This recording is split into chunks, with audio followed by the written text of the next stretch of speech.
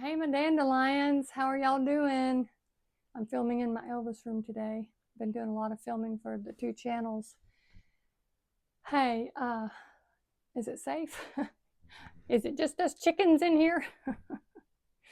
I got a lot of attention over the last couple of videos, and I do want to clear up a couple of things that maybe I didn't express well enough. The whole video that caused all the stir was about how to get out from under somebody who's got you cornered at an event. We used to call those people a bore. You're a bore if you just keep rattling your own cage and not giving somebody else a chance to speak or read the room, if they're not interested. And it doesn't have to be conspiracy theorists. It could be religion, somebody Bible thumping. Politics is huge right now. People want to give their opinion and their belief, and maybe your listener doesn't care or doesn't want to hear it. Maybe it's not the right setting. And so I guess maybe my video, instead of trying to tell someone how to excuse themselves from that situation without damaging the relationship, should have been to the person cornering people, read the room. Does this person, are they interested? And maybe the better idea is for, instead of trying to beat people over the head with it, try to say, look, if you ever want to talk about this more, you got my number. I'd love to sit down with you. And then that throws it back in their court. And it's really not for you to judge whether somebody needs to hear this, your truth, or has to. And one of my new viewers said something very smart, and I really appreciate this so much, because he said he really bugged his mother, drove his mother crazy with the QAnon stuff. And my son drove me crazy. And for a minute there, I wondered if it was, are you my son? Under a different name? Because it sounded like the same story. It's not that we're not interested. As your parent, we're interested. We don't want to hear it every single day of our lives, every minute that we're together. I want to remember who you are as my child.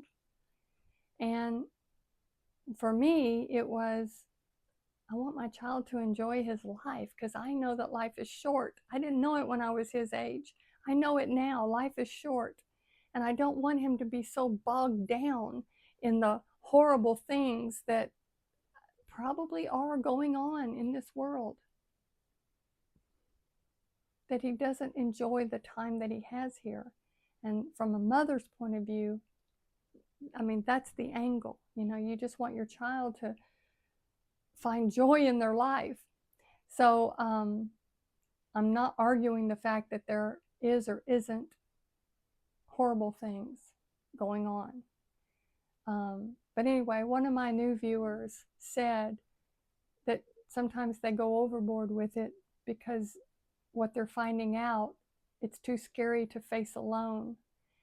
And that really struck a chord with me, that my son was coming to me with this stuff because it was too scary to face alone. And it kind of made me sad for not wanting to hear it. And we did. We listened to him. We tried to, I did some research on my own, and I've said some of the stuff he said seemed like it was way out there, but some of it has come to pass that I've seen some evidence of. So maybe all of it, I don't know. The point is, you cannot beat somebody over the head with it if they're not ready to hear it. And it's just like Plato's allegory of the cave. I've said it before.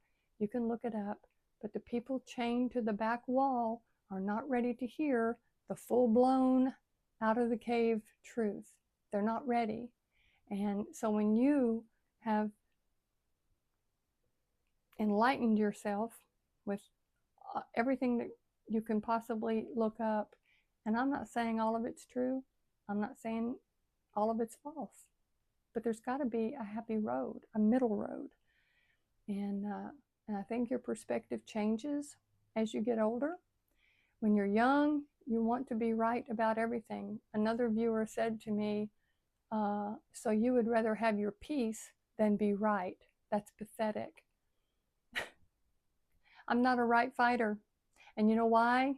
Because at this stage of my life, it doesn't matter if I'm right or wrong. Who cares? I don't have to be right. I can sit back and watch you be wrong.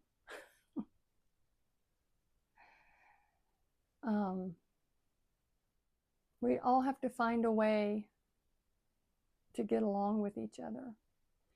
And I just am saying, if you're the person cornering somebody at the gathering,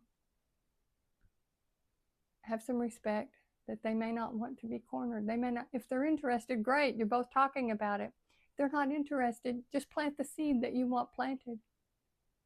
And then you can follow up later. But beating somebody over the head and continually beating that drum is not the way. It's not the way.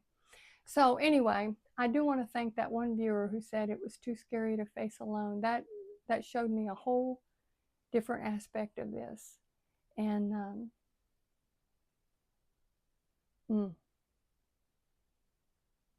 it makes me want to go hug my son.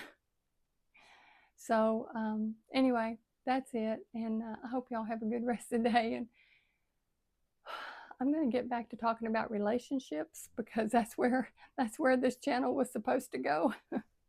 And y'all take care.